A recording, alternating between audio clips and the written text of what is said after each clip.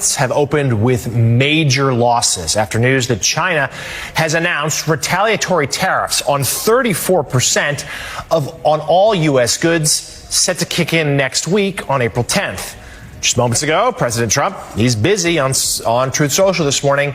He just posted there in all caps, writing, "China played it wrong. They panicked. The one thing they cannot afford to do." Joining us now, NBC News senior business analyst and host of the 11th Hour, our friend Stephanie Ruhle. Steph, so much to get to, but let's just start there with the China piece of this.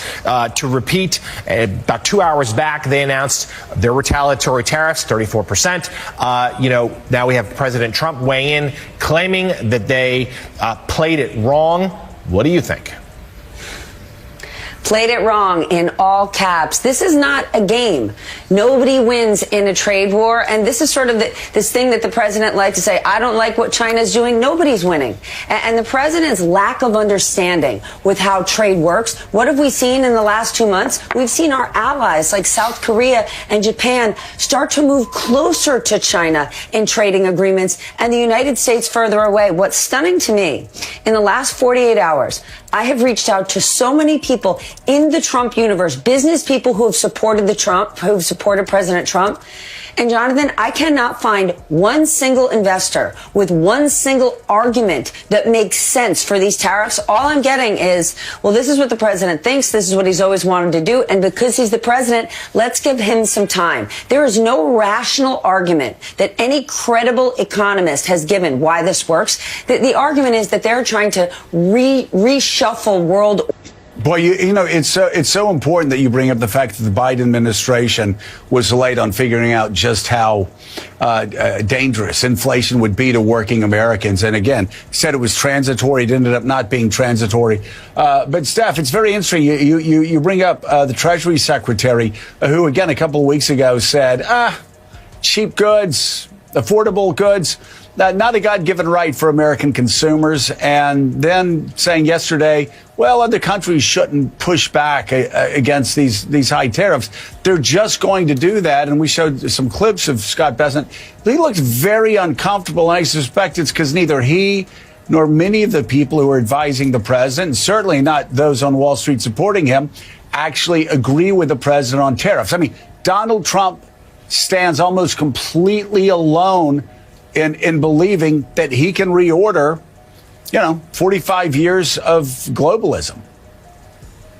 Bingo, Joe. My sources say that Scott Bessent is kind of the odd man out here. And in the inner circle that Trump has, he's not even close to Scott Bessent or listening to him. Some have said to me he's looking for an exit door to try to get himself to the Fed, because in the last few days, he's really hurting his own credibility and history in the markets. Those who have said this man actually understands how the markets work, and what's happening right now is only going to hurt markets. And even for Scott Bessent to say a few weeks ago, getting cheap goods fast is not part of the American dream. No, it's not part of the American dream, but it's part of the way Americans live, especially. Breaking news this morning, what you're looking at, a live look at U.S. stock futures, which are down fairly sharply today.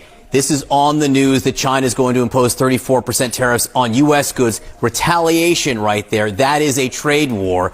This would be a very bad day on the markets following the worst day yesterday in 5 years, which follows, honestly, several weeks of really bad market days. With us now is CNN chief data analyst Harry Enton. So this plunge that we've seen in the market since Donald Trump took office, in terms of presidential plunges, where does this rank? Where does this rank? I mean, Donald Trump is like Thornton Mellon. I mean, S&P 500 drops of 5% or more at this point in a presidency. There are only two of them, right? There's Donald Trump, a 10% drop since he took office. The only one that matches it or exceeds it was George W. Bush back in 2001, a drop of 18%. This is it. This is the whole kit and caboodle since the S&P 500 was created as an index back in 1957. When you're one of two and we're talking about drops in the stock market, All right. Well, what makes this presidential plunge different than all other presidential plunges, except for the fact that we reclined at this plunge? Exactly right. We're right on the eve of Passover, so why not go with that? Again, we're going to look at these drops of 5% plus. What is so different about this versus the Bush plunge? Remember, is back. Jackie, we've talked a lot about this analogy, Tea Party to now. Obviously, Democrats have talked about how much they believe is at stake, especially with the actions that the administration is taking around immigration. What are you going to be listening for in A, these protests, B, how Democrats respond to them?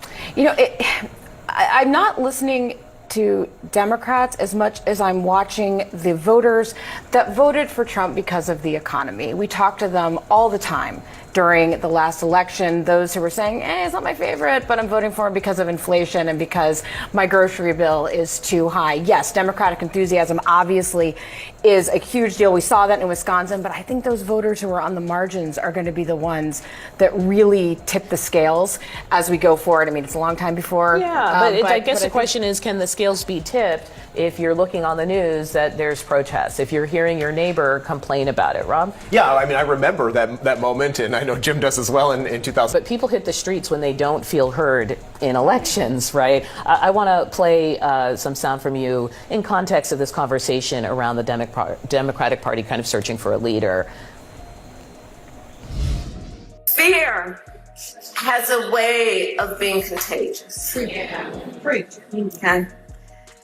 When one person has fear, it has a way of spreading to those around them and spreading. And we are witnessing that, no doubt. But I say this also, my dear friends, courage is also contagious. Okay, Kamala Harris, we finally see her, and she is referring to something that is real, as I've reported on college campuses, for example, that people are afraid of sticking their neck out, going public because of the potential backlash to that activity. Jim, can you talk about this message in the context of, people speaking out? Well, it goes back to what you were just saying. I think you're exactly right about these swing voters. And swing voters don't want to hear Democrats talk about anger and fear and all these things. They want us to have an economic message that makes their lives better.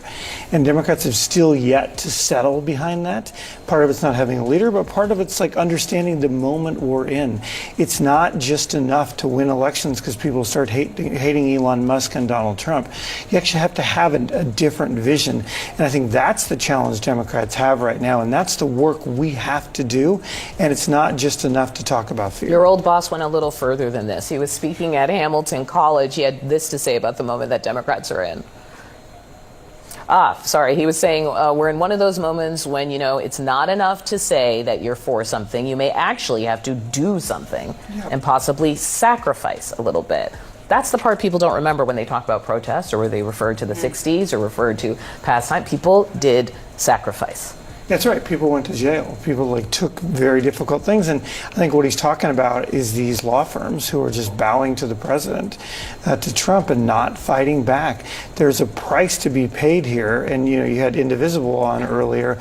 They're willing to pay that price to say this is the moment to have that fight. I just think it's not just about anger, though. You've got to have a message how you're making these swing voters' lives better. In the Wisconsin election, 9 counties that went for Donald Trump went for the Democrat in that election. Those swing voters moving. It's not just enthusiasm. Swing voters are beginning to panic about Donald Trump. Rob, last word to you. Recent developments have led to significant discontent among some of former President Donald Trump's supporters, particularly in light of the recent stock market downturn. This decline has been largely attributed to the sweeping tariffs announced by Trump on April 2, 2025, dubbed Liberation Day, which imposed a 10% blanket tariff on all imports to the U.S., with higher rates targeting major trading partners.